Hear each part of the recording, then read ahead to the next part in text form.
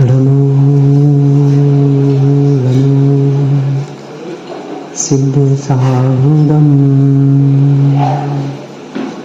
रमो रमो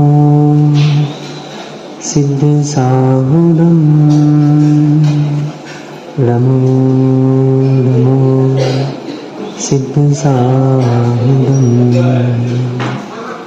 चौवीसं तिथ्यरे उसहाई वीर पछिने वंदे सबे सगड़ गण हरे सिद्धेश नमन सामी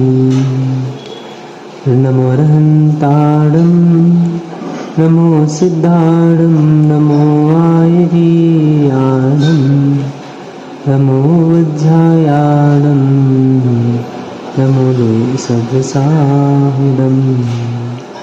अंतर्तीत सिद्ध परमेश्वरी भगवान की, वर्तमान शासन नायक वर्धमान स्वामी की, 1000 मुन्नायक भगवान श्री पाशनाथ स्वामी की, परम पूजनीय आचार्य भगवान श्री गुणभद्र स्वामी की, परम पूजनीय आचार्य गोशिक विशुद्ध सागर जी महाराज की, सिद्धांत शास्त्र की।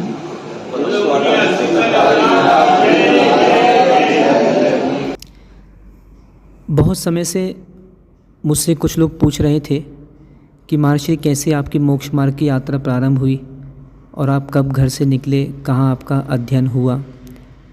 आज इसी की चर्चा अपन थोड़ी सी कर लेते हैं। अधिक विस्तार नहीं करेंगे, समय उतना ही है, संक्षिप्त में बताएंगे। हमारे जो गृहस्थ अवस्था के पिताश्री डॉक्टर वीरेंद्र कुमार जी जैन, जो कि ललितपुर के रहने वाले हैं, ललितपुर से निकलकर उन्होंने दिल्ली में अध्ययन किया और वहाँ से उन्होंने जो अध्ययन किया वो मैं यहाँ बता रहा हूँ आपको। उस समय जो गृहस्थ अवस्था के पिताश्री थे, इन्होंने DHE PhD दिल्ली से किया। MBBS डॉक्टर नहीं है, पर DHE PhD इन्होंने किया और अनेकों को ये थीसिस वगैरह भी करा चुके हैं। मतलब इनको इतनी अनुमति की दूसरों को PhD करा सकते हैं। इंदौर से ट्रांसफ़र होकर पहुंच गए, ग्वालियर पहुंचे थे सन 1984 में। तो ग्वालियर में 84 से नया बाज़ार मंदिर जाना होता था। शांतिनाथ भगवान की वहाँ पे खड़गासन प्रतिमा, यदि किसी को याद हो तो। हाँ, तो जन्म के बाद चले गए थे ना। जब विद्यालय पढ़ना था तो विद्यालय प्रारंभ किया नर्सरी से लेकर और 4वीं कक्षा तक, 4th क्लास तक रायपुर ग्वालियर में अध्ययन किया, मतलब वहाँ का पानी पिया। 94 से लेकर फिर अध्ययन किया हमने 12th क्लास तक, जिसमें 5th क्लास से लेकर 12th तक रायपुर मध्य प्रदेश। मतलब रायपुर डिवाइडेशन ये रायपुर का, झारखंड का और एक और हुआ था, 3 राज्य अलग हुए, उत्तराखंड। तो ये हुआ था 2000 में। उस समय रायपुर MP में था और 2000 के बाद जब हम 10वीं 10th क्लास में पढ़ते थे, 10वीं में, तब वो डिवाइडेशन होकर वो छत्तीसगढ़ में आ गया था। तो 10वीं MP बोर्ड से और 12th क्लास CG बोर्ड से। ओवरऑल इंग्लिश मीडियम हम लोगों के रहे, हिंदी मीडियम में हमने पढ़ाई नहीं की। हाँ, जब हम संघ में आ गए थे, ऐसा भी समय आया था कि 5 साल हमने हिंदी नहीं लिखी, हमसे लिखते नहीं आती थी हिंदी। मतलब ऐसा कि इंग्लिश मीडियम था, इंग्लिश लिखते थे, इंग्लिश लिखते थे। तो हम क्या करते थे, आचार्य महाराज का जब प्रवचन चलता था तो हम ऐसे नहीं बैठते थे, अपना कॉपी डायरी लेके जाते थे और आचार्य महाराज प्रवचन करते थे और हम क्या करते थे, अपना नीचे बैठकर और लिखते जाते थे, अपना लिखते गए लिखते गए लिखते गए। तो डायरियों की डायरियाँ भर दी। इससे 2 लाभ हो जाते थे। एक, हमारा हिंदी का लेखन भी अच्छा हो गया, हमारी गति भी अच्छी हो गई, और आचार्य महाराज का जो प्रवचन था उसको कमरे में जाके सुन लिया तो अपने वैराग्य के भाव भी, राग मिट गया। तो बहुत सारे लाभ हुए। तो इसकी पढ़ाई करने के बाद 12th क्लास के बाद फिर हमने 1 साल किया था। एक कोर्स होता है इंदौर में, वहाँ से होता है masters diploma international airline and tourism management. आपने देखा होगा बहुत सारी ये जो जहाँ पे टिकट बनती हैं, आयाटा का नाम सुना है कभी? आयाटा मतलब होता है इंटरनेशनल एयरलाइन ट्रैवल एसोसिएशन। जितनी भी ये टिकट्स बनती हैं एरोप्लेन में जो भी जाते हैं, ये सारी टूरिज्म वाली जितने लोग थे सब आईआईटा एफिलेटेड होती है। इसकी किताबें कनाडा से आती हैं, पूरा एक ऐसा सेट आता है, तो उसको आपको पढ़ना पड़ता है और थ्योरी प्रैक्टिकल के एग्ज़ाम्स आपको देना पड़ती है। तो वो हमने 1 साल की परीक्षा दी। उसकी परीक्षा बम्बई में एक मीठीबाई कॉलेज है, वहाँ पे उसकी परीक्षा होती है, वहाँ पे उसकी परीक्षा दी। तो प्रैक्टिकल में क्या हुआ कि हम उसमें, हालांकि विद्यालय में ऐसा था कि जहाँ हम पढ़ते थे इंस्टीट्यूट से 20-25 लोग थे, तो मैडम जो वहाँ पे पढ़ाती थी वो बोलती थी कि ये तो बिल्कुल टेप रिकॉर्डर जैसा है, पूछो नहीं कि सीधा उत्तर आता है। पर उसमें क्या हुआ, जो परीक्षा हुई थी उसमें टिकट बनानी पड़ती है, फेयर टिकट जिसको बोलते हैं। तो जैसे मानो किसी को अमेरिका से अफ्रीका जाना है, वो 2 प्रकार से जा सकता है, एक तो सीधे सीधे, और या फिर ग्लोब आपने देखा होगा पीछे से घूम के। तो वो टिकट हमसे उल्टी बन गई, तो टिकट उल्टी बन गई तो वो पेपर हमारा रुक गया। हालांकि ग्रेजुएट नहीं थे उस समय, ग्रेजुएशन करना था। फिर हमने 2 महीने विकास भाई डेबिट क्रेडिट्स बनाए, फाइनेंशियल अकाउंट्स बनाए, मतलब अकाउंट्स का हमने एडमिशन लिया था, वैष्णव कॉलेज इंदौर है वहाँ पे, वहाँ पढ़ाई करी। फिर कुछ समय बी फार्मा में एडमिशन आया, क्योंकि हमारा जो 12th क्लास हमने करी थी फिजिक्स केमिस्ट्री मैथमेटिक्स से, PCM के स्टूडेंट्स रहे। तो उस समय फिर जब फॉर्म भरा तो भोपाल में जाके बी फार्मा में हमने एडमिशन ले लिया, BCom हमने छोड़ दिया। बी फार्मेसी की 4 साल का कोर्स होता है, पुण्य से पुरुषार्थ से पास हो गए, 4 साल में ही पास हो गए। मतलब ऐसा नहीं कि एटीकेटी आई बीच में, पीछे पेपर रुकेगी तो आगे जाके पास हो ही गए। 4 साल के बाद जब बात आई तो हमने पुनः इंदौर में MBA में एडमिशन ले लिया एक कॉलेज में। इतने में क्या हुआ कि एक कंपनी आई थी नोएडा की, तो कंपनी आई तो कंपनी में हमारे 3 बच्चों का सिलेक्शन हो गया और हम वहाँ से चले गए नोएडा। जॉब लग गई थी और प्रोबेशन पीरियड था 6 माह का, तो वहाँ पे उन्होंने 16,000 रुपये में, प्रोबेशन ट्रेनिंग पीरियड जिसको बोलते हैं, उसमें 16,000 रुपये देने का उन लोगों ने निर्णय किया और हमने भी कहा कि ठीक है। आप लोगों ने सुना होगा BPO, सुना होगा BPO कंपनीज होती है, बिजनेस प्रोसेसिंग आउटपुट, और एक होता है KPO, नॉलेज प्रोसेसिंग आउटपुट।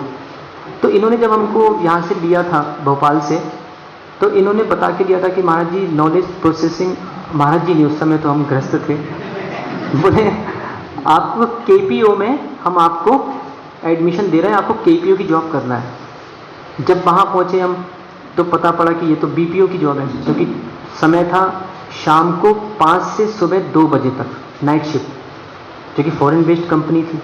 और फॉरेन बेस्ड मतलब अपने यहाँ की रात और वहाँ की दिन। काम इतना था कि सॉफ्टवेयर्स रहते हैं कंप्यूटर पे, ज़्यादा मेहनत नहीं थी पर मानसिक मेहनत बहुत थी। तो वहाँ पे जिन लोगों के, जैसे माना ये डॉक्टर है और मेरी कंपनी है, तो पेशेंट क्या करेगा, डॉक्टर को दिखा के आ जाएगा और बाकी मुझे भी पूरा फेयर वगैरह सब बनाना है, ऐसा वहाँ पे प्रोजेक्ट पे पूरा काम रहता था। 26 दिन हो पाए थे, 25-26 दिन थे, कोई परेशानी नहीं थी, बढ़िया AC वाला ऑफिस था, AC कैब, AC होटल, सब कोई दिक्कत नहीं थी। कुछ समय 25 दिन बाद हमको मन में पता नहीं ऐसा भाव आया, 5 दिन की जॉब थी भाई, बड़े बड़े सेक्टर्स में तो ऐसे ही रहता है, 5 डेज वर्किंग 2 डेज हॉलीडेज, अपना एंजॉय करो आप। तो शुक्रवार शनिवार कहीं यहाँ जाना, चौपाटी जाना, कहीं वहाँ जाना दोस्तों के साथ में। फिर हमको ऐसा लगा कि यदि यहाँ दिल्ली में रह गए तो कहीं ना कहीं जीवन में निराशा आ सकती है। और फिर ये भी मन में ध्यान रहा कि यदि 2 चीज़ें हाथ से स्पर्श हो जाती हैं, एक श्री और एक स्त्री, तो जीवन कहीं ना कहीं निराश की ओर चले जाता है। कल सुबह 16,000 रुपये हमारे हाथ में आना थे। अच्छा, उसके पहले कंपनी ने हमसे ये भी बॉन्ड भराया था कि यदि आपने 1 साल पहले हमको छोड़ा कंपनी को, तो आपको 1 लाख रुपए का बॉन्ड भरना पड़ेगा। तो इतना हमारे दिमाग में था कि यदि इनको हमसे 1 लाख रुपए निकलवाना है तो 10 लाख वकील को देना पड़ेंगे, ये हमारे मन में बात उस समय थी। तो हमने क्या किया, रात में जब हमारे मन में बात आई कि यदि 16,000 कल ले लिए तो पूरा जीवन कहीं हमारा दिल्ली में ना हो जाए, क्योंकि एक बार जो बाहर गया तो बड़े बिरले ही लोग होते हैं जो वापस से दीक्षा ले लेते हैं, हम मना नहीं कर रहे, पर बहुत बिरले भाव होते हैं, संस्कार नहीं मिलते।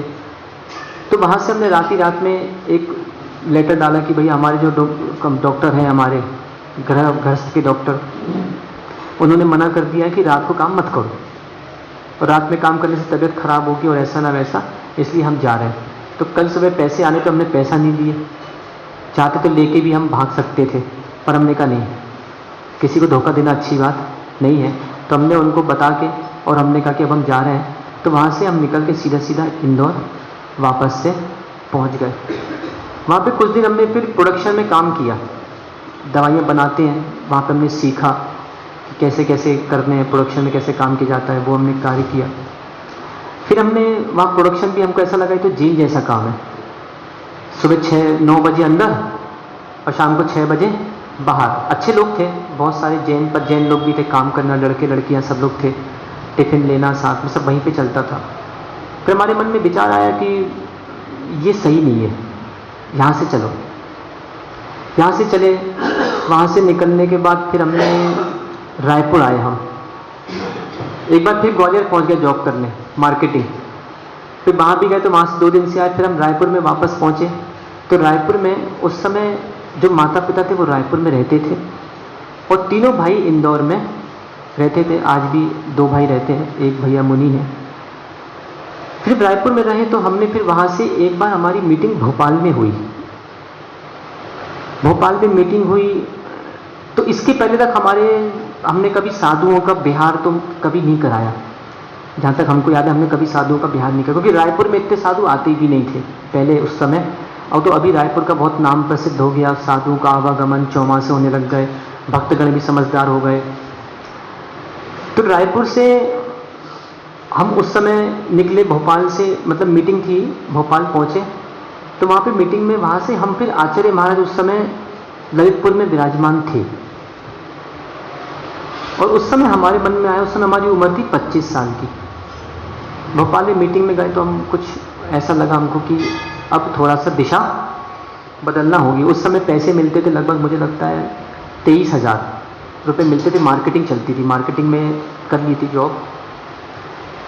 तो वो करते करते जब हम भोपाल पहुँचे तो वहाँ पे आचार्य महाराज के पास हम ललितपुर पहुँचे। फिर हमने आचार्य जी से कहा कि घर वालों को अभी तक नहीं बताया हमने कहा 25 साल की उम्र हो गई है और अब हम आपके चरणों में साधना के लिए आना चाहते हैं।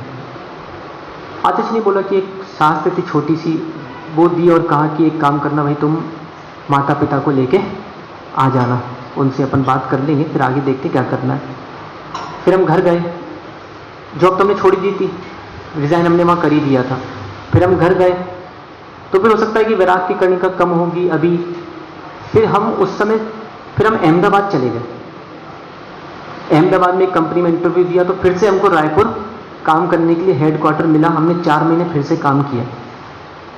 फिर ऐसी चर्चा आई, जब सुबह सुबह हम शेविंग कर रहे थे तो डॉक्टर साहब हमसे बोले, डॉक्टर साहब मतलब गृहस्थ अवस्था के पिताजी, डॉक्टर साहब बोले कि अब भैया देखो तुम्हारी उम्र 25 साल की हो गई है और अब बायोडाटा हम शादी के लिए निकाल रहे हैं। और 3 महीने पहले माता जी को श्री पर चढ़ा के आ ही चुके थे कि आपके चरणों में हमको आना ही है, घर में पता नहीं था। फिर उस दिन हमको ये बात बताना पड़ी कि देखिए हमने आचार्य महाराज को श्री पर चढ़ा दिया है और अब हमको उनके चरणों में जाना है, उनके चरणों में दीक्षा हमको लेना है, क्योंकि हम समझ चुके थे। रही बात वैराग्य का कारण, मूल वैराग का कारण क्या रहा, तो मूल वैराग का कारण रहा ये गृहस्थों की चर्या। क्या होता है, शादी कर लेता है आदमी, पहले जो समय दोस्तों को देता था वो समय पत्नी को दे दिया और फिर पत्नी से भी लड़ लिया, फिर दोस्तों में चला गया, यही समय उसका पूरा जीवन निकल गया। और मिला क्या, कुछ ऐसी स्थितियां देखी, शादियां हो गई, तलाक हो गए, 2-2 महीने नहीं रहे, 1-1 महीने नहीं रहे, बच्चे पैदा हुए तो कई बच्चे रो रहे हैं। अब कभी कभी ऐसी स्थिति हो जाती है, मतलब कभी कभी लगता है, मुझे बड़ा आश्चर्य लगता है, पति पत्नी में आपस में कंपटीशन होता है। जब बच्चा पैदा होता है, बच्चा रो रहा है, कौन उठाए, वे बैठी टीवी देख रही और वे भाई साहब पेपर पढ़ रहे हैं, कौन उठाए, तो दोनों ही बच्चे को नहीं उठा रहे। तो ऐसी स्थितियां भी, बहुत सारी स्थितियां, तो ये सब चीजें हमको देख के लगा कि ये गृहस्थी तो सही नहीं है, इस शरीर का उपयोग साधना में किया जाए। देखो गृहस्थों में भी रोग होते हैं, साधु जीवन में रोग होते हैं, तो मरो तो वीर के साथ मरो, वीरता के साथ मरो। तो उस समय हमने विचार किया, फिर हमने कहा कि अब हम आचार्य जी के पास जाना चाहते हैं। उस समय डॉक्टर साहब को बुंदेलखंड की यात्रा पे जाना था। उस समय आचार्य श्री अशोकनगर में विराजमान थे। तो ये लोग आचार्य श्री के पास अशोकनगर पहुंचे और आचार्य श्री से इन्होंने प्रार्थना की कि ऐसा ऐसा हमारे बालक ने कहा है, तो क्या करना है। उन्होंने कहा कि ठीक है, आप एक डेट बता दी कि इतने तारीख को, नवंबर का जहाँ तक महीना था, अक्टूबर या नवंबर का, आप इतने तारीख को आ जाना। उधर हमको पता पड़ा तो जिस कंपनी में हम काम कर रहे थे, हमने वहाँ पे एक दिन शाम को लैपटॉप से रिज़ाइन हमने लिखा और लिखने के बाद फिर हम वहाँ से कुछ समय करने के बाद आचार्य श्री के पास अशोकनगर हम पहुँचे। चप्पल पहन के गए थे, मोबाइल लेके गए थे। हमको क्या मालूम था कि साधु मतलब ब्रह्मचर्य चप्पल नहीं पहनता, कुछ जानकारी नहीं थी, हम बिल्कुल नहीं जानते थे। कोई ये ना सोचे कि पढ़ लिख के साधु बना जाता है, ये बिल्कुल गलत धारणा है। हम जब साधु बनने को निकले तो हमको नमोकार मंत्र आता था। हमसे कोई ये पूछ ले कि महाराज जी मंगल का अर्थ बता दीजिए, हमसे नहीं बनता था। इसके पहले मात्र ही हमने शिक्षा ली थी तो मुनि क्षमा सागर महाराज, उनके साथ उस समय दलपतपुर वाले अरविंद भैया, जिनका नाम रखा गया था सुमति सागर महाराज, नेमावर में एक ब्रह्मचारी है श्रेयांश, छोटी हाइट के भैया, हाँ, जिनके साथ में रोगी रहते हैं, बीमार रहते हैं। हमको भी मिल गए थे, हम नेमावर गए थे एक बार, रास्ते में वो मिल गए थे। और एक एलक महाराज थे उनके साथ, ये जो भी जिनका चौमासा हुआ था यहाँ दमोह में, उदार सागर महाराज। तो मुनि क्षमा सागर महाराज, एलक उदार सागर महाराज, अरविंद भैया ब्रह्मचारी थे। और अब ये कब की बात बता रहे आपको मालूम है? 94 की। कितने साल हो गए गिनो ना, 30 साल पुरानी बात बता रहा है। जितना हमको याद है हम उतना बता पा रहे हैं, हमको पूरा पूरा याद नहीं है। तो उस समय महाराज से हमने भक्तामृत सीखा था 3 का, कितने 2-3 का भक्तामृत सिखाए थे, या तो किसने सिखाए थे याद नहीं आ रहा, क्षमा सागर जी ने सिखाए थे या उदार सागर जी ने सिखाए थे। और दर्शन पाठ के 2 काव्य उन्होंने उस समय हमको सिखाए थे। उसके बाद से भक्तामृत हमने अभी जब आचार्य महाराज के साथ 2017 में जब यात्रा प्रारंभ की थी मुनि बनने के बाद, तब हमने भक्तामृत याद किया। तो वे बच्चे आशीर्वाद के पात्र जिनको अभी से छोटी उम्र से भक्तामृत आदि याद है, तो वे हमसे भी महान कहलाए। तो वहाँ पे जब आचार्य महाराज के पास हम पहुँचे तो आचार्य जी ने कहा कि देखो भैया, 2 जोड़ी कुर्ता पजामा रख लो और ये चप्पल नहीं चलती, और सबसे पहले मोबाइल बाहर करो, क्योंकि मोबाइल ये राग की जड़ है, इसको पहले बाहर करो। तो वो हम लोगों ने उस समय सब छोड़ दिया, पंखा चलाना नहीं, पेपर पढ़ना नहीं। तो ब्रह्मचर्य अवस्था से ये सब बातें आचार्य महाराज ने हम लोगों को सिखा के रखी थी। चोरी हम लोग करते नहीं थे, कि ये नहीं कि आचार्य महाराज ने कहा कि पंखा नहीं चलाना तो हम छुप के कहीं पंखा चला रहे हैं, छुप के प्रयोग कर रहे हैं। भाई अपन निकले साधना करने, तो साधना का साधना सभी साधक चोरी करेगा तो उसको क्या फल मिलेगा? तो वो उसको मानसिक शारीरिक रोग आदि फल मिलते हैं, प्राप्त होते हैं। तो खैर कहा गया, आगम में भी कहा गया। आचार्य महाराज के आशीर्वाद से हम 3 भाइयों ने उस समय आचार्य जी को आचार्य पद 2007 में मिला था। हाँ, उसके अभी आगे आ रहे हैं। उस समय 2007 में आचार्य जी को आचार्य पद दिया गया था। 3 आचार्य पद औरंगाबाद में मासोपासी सन्मति सागर जी महाराज के चरणों में गणाचार्य दादा गुरु विराग सागर महाराज ने दिया था। आचार्य महाराज ने उस समय पहली बार 4 दीक्षाएं इंदौर में दी थी। 3 मुनि अवस्था में दीक्षाएं गोमटेश्वर में दे चुके थे, और फिर इंदौर में आके 4 दीक्षाएं कांच मंदिर में, अपना जो एक और मंदिर वहाँ पे होती है, कोई बगीचा था वहाँ पे। वहाँ से बाद फिर जब हम लोग 2009 में 3 दीक्षाएं और दी थी, फिर हम लोगों के 11 में तीसरी बैच में दीक्षा हम लोगों के 7 दीक्षाएं हुई। जब हमारी दीक्षा हो गई उस समय प्रणीत सागर महाराज घर पे थे। दीक्षा सागर मंगलगिरी में हुई थी। 2011 को 7 भाइयों की दीक्षाएं हुई थी। दीक्षा के पहले हमको ये नहीं पता था, मतलब संघ में जाने के पहले, कि कितने बजे उठना पड़ता है, कितने बजे क्या करना पड़ता है। अच्छा, हमको शायद ही याद हो हमने गृहस्थ अवस्था में कभी 3, 4, 5 बार किसी को आहार दिया हो तो दिया हो, ज़्यादा आहार हमने किसी को दिया नहीं है। तो कोई ये ना समझे कि जो कुछ नहीं करते वो कुछ नहीं कर सकते। कभी कभी भी रहता है जिनके जीवन में बचपन से संस्कार रहते हैं, तो वो लोग भी अंत समय तक वैसे ही उनके संस्कार रहते हैं, वो आगे नहीं बढ़ पाते। ये सब करने के बाद फिर वहाँ पे जब हमारी दीक्षा हो गई फिर प्रणीत सागर जी एक बार भोपाल में अनुत्तर सागर जी के दीदी के घर आहार हुए। हम ब्रह्मचारी थे, आचार्य महाराज के आशीर्वाद से, हमारे अच्छे स्वभाव से पौने 2 साल आचार्य महाराज ने अपने साथ ही हमको आहार में ले जाने की अनुमति दी कि तुम हमारे साथ आहार में चला करो। कभी कोई विशेष कुछ साधु का अंतराय हो जाए तो आचार्य महाराज वहाँ पे हमको भेज दिया करते थे।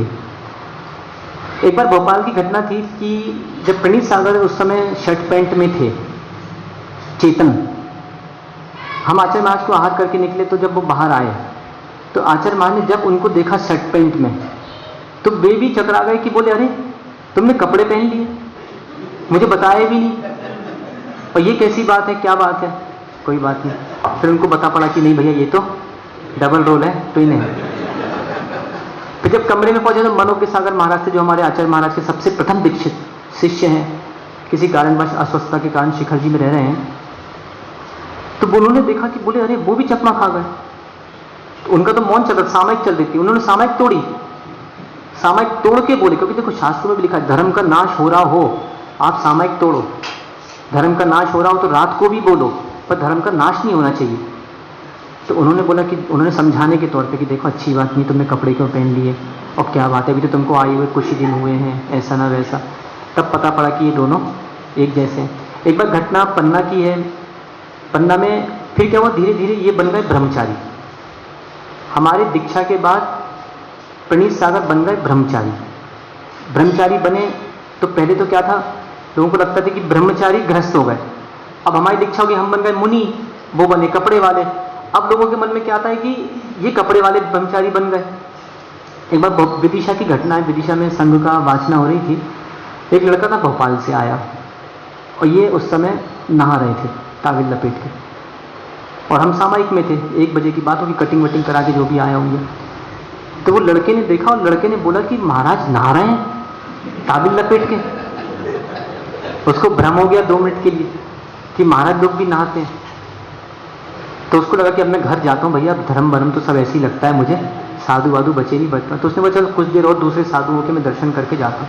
इतने में हम पौने 2 बजे के बाद लघु शंका के लिए निकले और उसने देखा महाराज जी, फिर उसने उनको भी देखा होगा ब्रह्मचारी को, तो उसको समझ में आया कि ये थोड़ा बहुत मुझसे कहीं ना कहीं भ्रम जैसी स्थिति खड़ी हो गई है। कुछ नहीं, आचार्य महाराज को बताया कि आचार्य जी आज ऐसी ऐसी घटना संघ में हो गई, श्रावक अश्रद्धानी हो गया, तो बुलाओ ब्रह्मचारी जी को। तो बोले सुनो, कल से बिल्ला लटका के नहाया करो ताकि इससे समझ में आए कौन साधु है कौन ब्रह्मचारी है। एक बार एक पन्ना की घटना थी, पन्ना में क्या हुआ, 3 मंजिला भवन जैसा है जहाँ रुकते हैं साधु। तो वहाँ पे रात्रि का समय था, 8 बजे, 8 साढ़े 8 बजे। एक व्यक्ति आया, उसने सोचा कि चलो महाराज के दर्शन कर लूँ। हम लोग छत पे सामयिक कर रहे थे, गर्मी का मौसम था, और ये टाविल लपेट के रात को 8:30 बजे पूजा की थाली लगा रहे थे, द्रव्य रखने के लिए, कल डब्बे में पूजा करना है। तो एक आदमी आया, बोले यार ये महाराज कब से पुजारी का काम करने लग गए, ये महाराज पूजा वूजा की थाली लगा रहे हैं। तो वो भी भ्रमित हो गया, तो उसने सोचा छत पे देखूं, दर्शन तो कर लो दूसरे साधुओं के।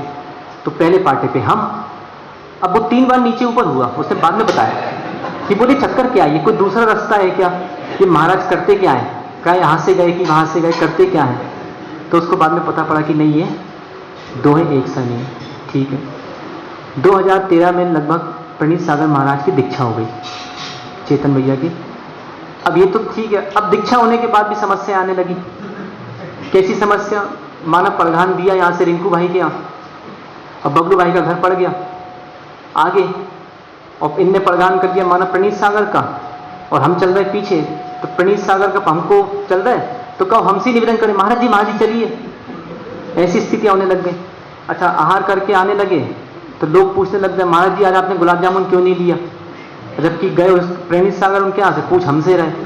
तो ऐसी भी कुछ समस्याएं आने लगी। आचार्य महाराज के आशीर्वाद से 11 में दीक्षा लेके 11 का चातुर्मास आचार्य के साथ 9 में पहुंच गए थे। 10 का चातुर्मास उज्जैन में हुआ, 11 का चातुर्मास सागर मोराजी में हुआ, 12 का चातुर्मास जो कि आगरा दीक्षा के बाद का पहला चातुर्मास था आगरा में हुआ, 13 का चातुर्मास नागपुर में हुआ, 14 का चातुर्मास जो कि कहाँ हुआ था, भोपाल चौक मंदिर में हुआ था, 15 का चातुर्मास भीलवाड़ा में हुआ था, जब चूड़ासागर महाराज जी का भी चातुर्मास वहीं पे, कौन सा नगर था वो था।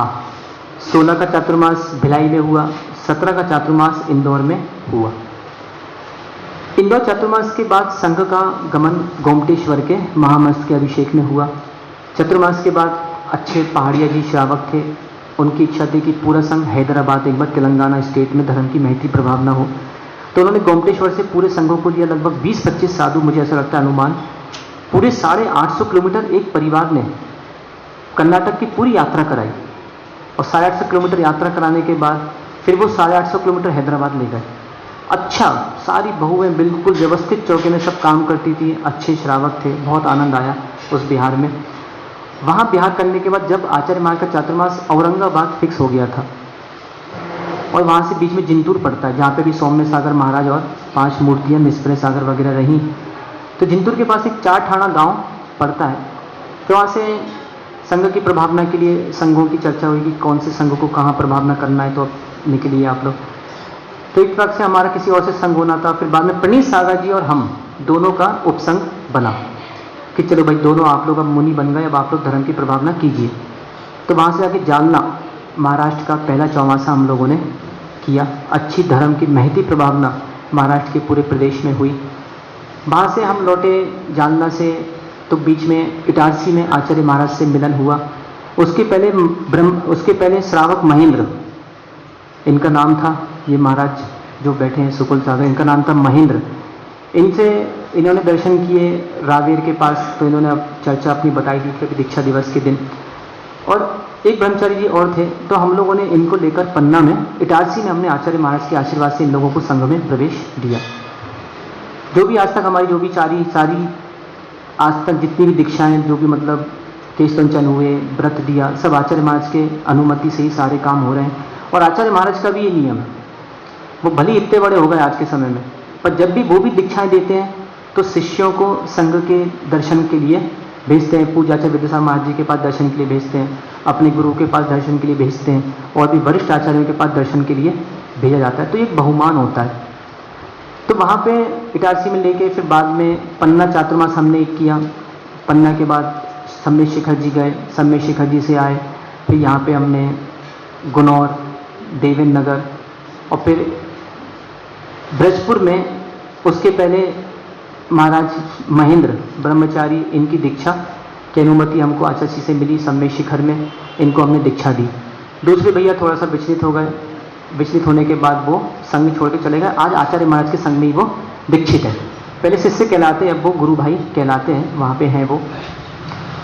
तो बाद में प्रणीत सागर महाराज ब्रजपुर में आचार्य महाराज के संघ में उन्होंने प्रवेश किया। कुछ एक चातुर्मास रायपुर में करने का उनका भी उपसंघ है, अभी वो जबलपुर में है। एक बार जबलपुर से एक फ़ोटो आई थी अभी कुछ दिन पहले, डैडी की उस पर 500 रुपये की शर्ट लगी थी छुट्टू से।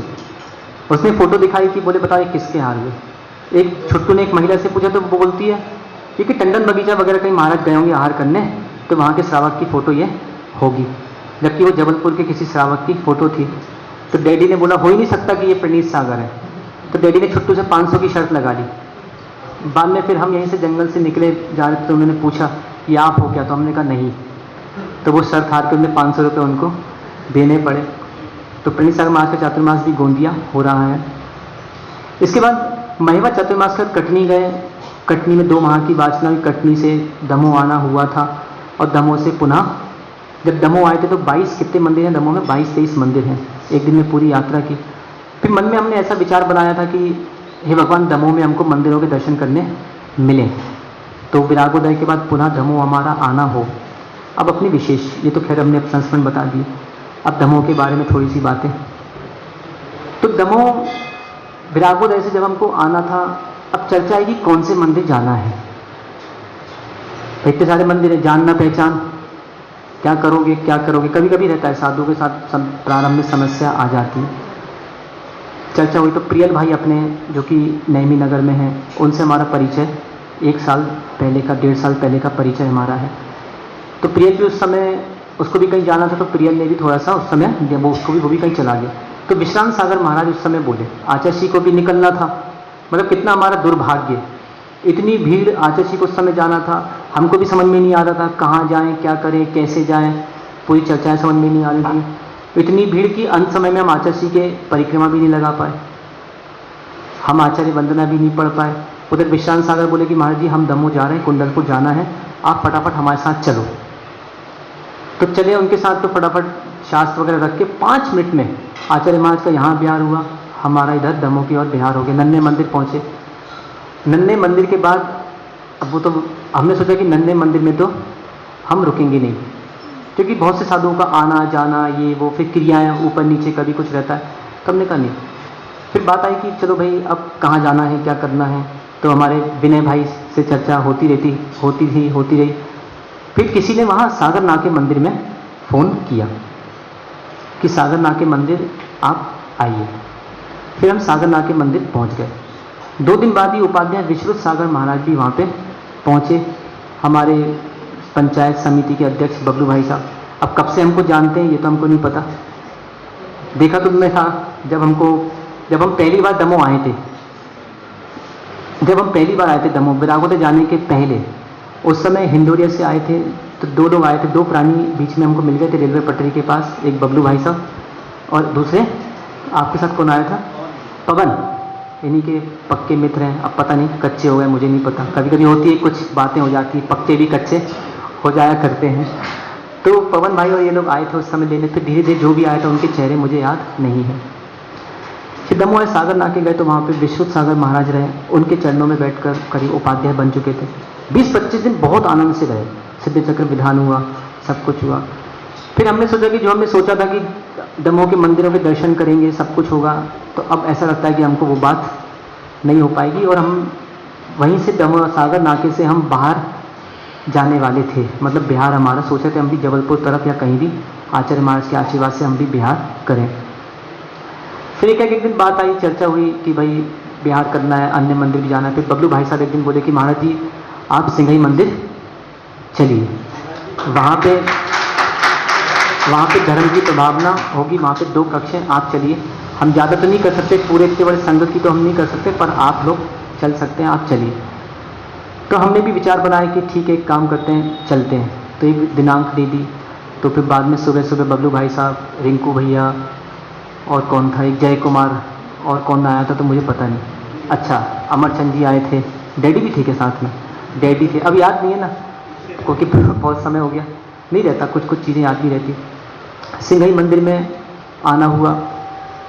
आके जो हमारा सोचा था हमने कि चलो सब मंदिर के दर्शन करेंगे, तो प्रातः सुबह 7 मतलब जितने बजे 7 मंदिरों के दर्शन प्रतिदिन 2 महीने से हम करने लगे। हमारी युवा पीढ़ी प्रारंभ से इतने सारे लोग जंगल जाने लगे, बहुत आशीर्वाद, बहुत प्रशंसा के पात्र हैं। और देखो हमारे महावीर वार्ड या अपने सिंघई मंदिर के कितने सारे बहुत उपकार, क्योंकि देखो साधु तो कुछ लेके आता नहीं है, साधु तो अपने साथ, गुरु ने तो मात्र पिछी का मंडल दिया था, और पिछी का मंडल देने के बाद कहा था कि भैया अब तुम अपनी धर्म प्रभावना करो, ना तुम्हारे साथ कोई रोटी, ना कोई बेटी, ना कोई कुछ, कोई तुम्हारी सेवा में कोई नहीं है।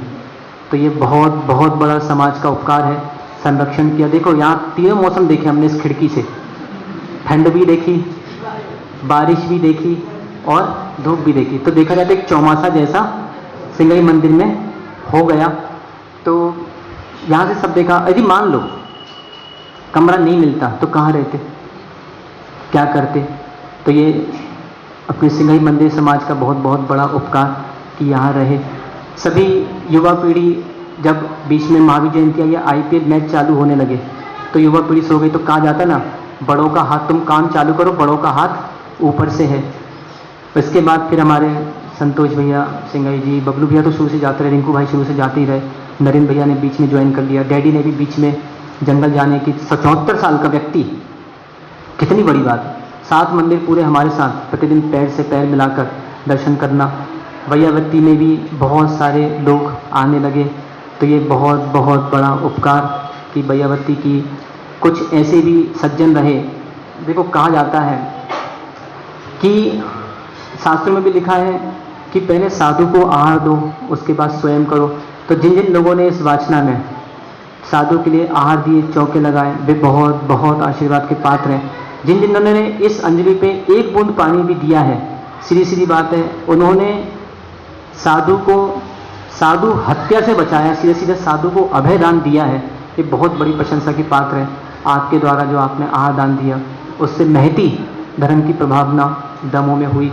बहुत से ऐसे भी अनुयायी हैं जो बराबर पहले दिन से आहार देने जा रहे हैं। सबको सबके पता है, किसी के नाम देने की आवश्यकता नहीं है कौन कौन। कुछ लड़के भी हैं जो प्रतिदिन धोती दुपट्टा पहन के आहार देने के लिए मिलते हैं। कुछ लोग समय समय पर आहार देते रहे, वे बड़े आशीर्वाद के पात्र हैं। बीच में फिर हमको जब जाने का मन किया तो इटोरिया जी और आदि लोगों ने कहा कि माँ जी, बबलू भाई साहब ने, कि माँ जी शिविर और अटेंड करके आप शिविर के बाद आप देखिएगा। तो शिविर फिर ऐसा माहौल बना, शिविर में इच्छा हुई तो शिविर का भी आयोजन हुआ और एक महती धर्म की प्रभावना दमों में हुई। ये प्रभावना मात्र ये ना सोचना कि दमों वालों को ही पता है।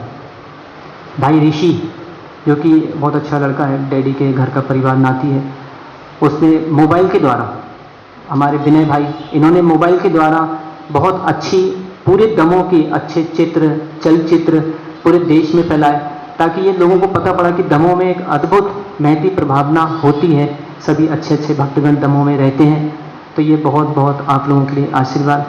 अब ऐसा है कि देखें, 7 कदम चलो तो राग हो जाता है, ऐसा कहा जाता है। अच्छे से किसी को भोजन परोस दो तो राग हो जाता है, ऐसा कहा जाता है।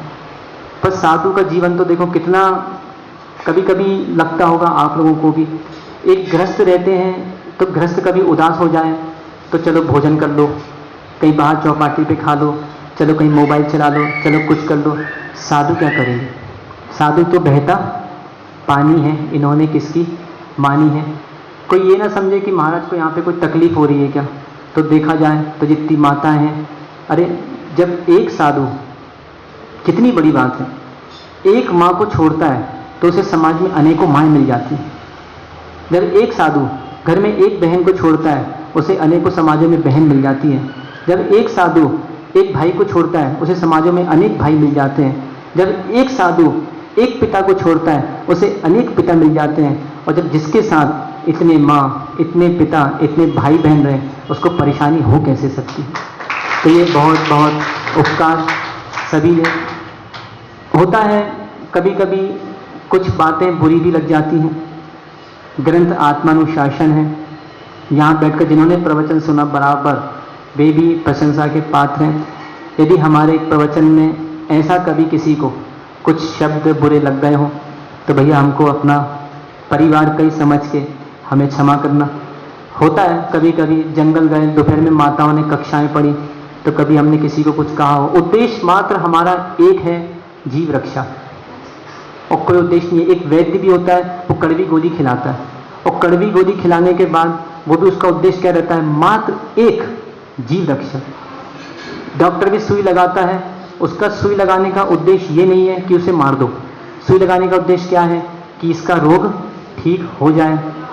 तो परम पूजनीय, आप लोग ये मत सोचना कि महाराज बहुत होशियार हैं, इनको ये आता है वो आता है, बहुत से लोग कहते हैं। तो देखें, जो आचार्य महाराज के चरणों में बैठकर हमने शिक्षा ली, जो पूर्वाचार्यों के ग्रंथों को पढ़ा, वैसी का वैसी पत्रवाहक पोस्टमैन जैसे पूरा आपको परस दिया। कभी पिक्की भाई को बुरा लग गया हो कि महाराज बार बार गुटखा छुड़ाने की बोलते हैं, तो भैया उसके लिए हमको क्षमा करना। कभी अंशुल भाई को माइक के लिए बोल दिया हो तो उसके लिए क्षमा करें। हमारा वैसे प्रयास रहता है समाजों में, आप कहीं भी घूम के आना, हमारा प्रयास रहता है बच्चे भी कितने उपद्रव करें, हमारा स्वभाव में डांटने वाला स्वभाव कम है, क्योंकि हम जानते हैं जब प्रेम से बोलने से व्यक्ति दूर हो जाता है तो किसी को डांटोगे तो वो अवश्य अपने स्वभावों को पालन कभी कभी नहीं कर पाता। हमारे अखिलेश पंडित जी से बराबर जंगल के बीच में, यहाँ वहाँ की नहीं, अच्छी तत्व चर्चाएं काफ़ी हुई।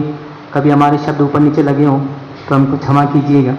छोटे बच्चे से लेकर जहाँ भी जिसको भाव बुरे लगे हों क्षमा करना, और कोई गलती हो तो हमें अवश्य बता देना, अकेले में बता देना, बता नहीं पाओ तो हमको चिट्ठी में लिख के दे देना, क्योंकि हम अभी यहाँ से घर नहीं जा रहे। ऐसा नहीं है कि ये हमारी अंतिम प्रभावना है अब हम घर चले जाएं। हमको और नगरों में जाना है, और समाजों में जाना है, और अपनी नहीं जैन समाज की, जैन धर्म की, भगवान महावीर की धर्म की प्रभावना करना है, तो इसके लिए गलती बताना आवश्यक है। यदि गलती नहीं बताएंगे तो उसका सुधार कैसा होगा। तो हमने देखिए, हमने पहले दिन भी कहा था, नन्हे मंदिर में एक बार हमने बोला था कि समाज साधु की माँ है और साधु भी समाज की माँ है। एक माँ अपने बेटों को संभाले, दूसरी माँ भी अपने बेटों को संभाले। तो यहाँ पे बहुत आनंद दमों में रहा। अभी चिंता नहीं करो, अभी कल ज़्यादा दूर नहीं जा रहे हैं। कल हम सोच रहे थे कि अभी हमको जाना था बाहर, तो बीच में नैमी नगर का ऐसा कुछ मन हुआ, श्रावकों की इच्छा हुई, तो हमने सोचा कि कुछ दिन नैमी नगर में भी रहकर, देखो हम तो लालची लोग भी हैं, नैमी नगर भी इसलिए जा रहे हैं, वहाँ पे रहेंगे तो वहाँ भी हम ऐसे नहीं बैठेंगे, वहाँ भी हम भाई जी मंदिर के दर्शन करने जाएंगे सुबह। हो सकता है विजयनगर भी हम चले जाएं, हो सकता है वसुंधरा नगर भी हम चले जाएं, तो वहाँ भी रह के जितने दिन भी रहेंगे, 1 दिन 2 दिन 3 दिन 4 दिन, जितने दिन भी रहेंगे, तो वहाँ भी रहकर पुण्य अर्जन करेंगे, भगवान की आराधना करेंगे, श्रावकों को भी आराधना करेंगे। कभी पुनः पुण्य रहा तो भगवान आदिनाथ स्वामी के चरणों में पुनः देशना फिरेगी हमारे द्वारा, या हमारे मुनि महाराज सुकुल सागर महाराज के द्वारा।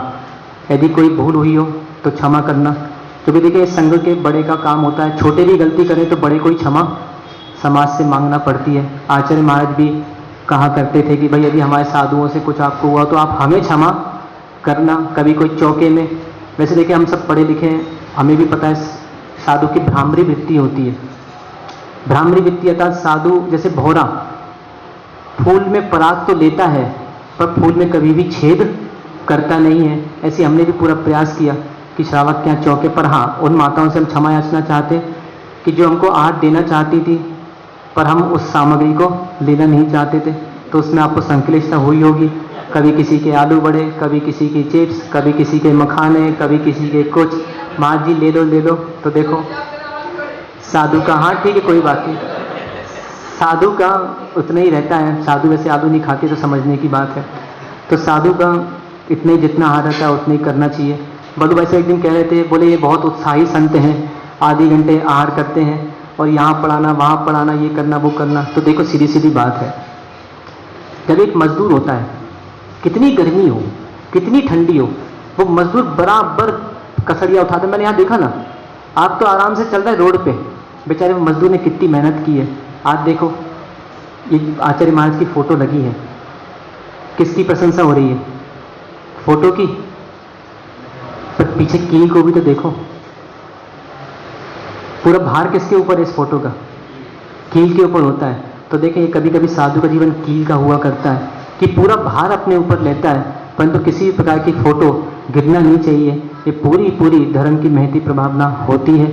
अब यहाँ से आचार्य महाराज के आशीर्वाद से कटनी चातुर्मास निश्चित हुआ है। 2 महीने कटनी में ठंड की वाचना हुई थी, काफ़ी श्रावक उत्साहित थे और उन्होंने चातुर्मास का निवेदन किया है। महाराज प्रभावना आदि हो गई, आपको पुनः आना होगा। तो कटनी में आप सबसे भी कहेंगे, भगवान आदिनाथ स्वामी से आप सब भी हमारे लिए थोड़ी सी प्रार्थना करें कि महाराज का आगे अच्छा चातुर्मास हो। सबसे बड़ी उपलब्धि जो इस वाचना की है कि इतने दिनों में एक दिन भी स्वास्थ्य खराब नहीं हुआ, मतलब कितनी बड़ी बात ये है। तो कभी कभी स्वास्थ्य खराब हो जाता है, प्रभावना रुक जाती है, प्रवचन रुक जाते हैं, श्रावक भी परेशान हो जाते हैं साधु की सेवा करने में। तो ये बहुत बहुत सभी श्रावकों का बहुत बहुत उपकार। हमारे सुनील भाई प्रतिदिन पहले दिन से पूरी की पूरी सुबह से डैडी सुबह से आके पूरे सब लोगों के लिए शास्त्र लगा देना, टेबल लगा देना सब। और विनय भाई का तो हम पहले से उनको 1 नंबर पे खड़े कर ही चुके हैं, उनके लिए ज़्यादा हमको बोलना नहीं है। ऐसे सभी लोगों के लिए बहुत बहुत आशीर्वाद और बहुत बहुत उपकार जो आपने यहाँ पे 2 माह लगभग संघ की सेवा की, संघ को आहार दिया, सब कुछ दिया। क्योंकि देखें आसान नहीं होता, अपने लिए सब करना जानते हैं। आज मैं पुनः उस बात को देना चाहता हूँ। प्रसन्न अंतर्मना ने जो एक बात कही है, मोबाइल पे आई थी एक बात, कि जो सुखों में साथ दें वो रिश्ते कहलाते हैं और जो दुखों में साथ दें वो फरिश्ते कहलाते हैं। ऐसी महावीर बाट के सभी अनुयायी बहुत बहुत आशीर्वाद।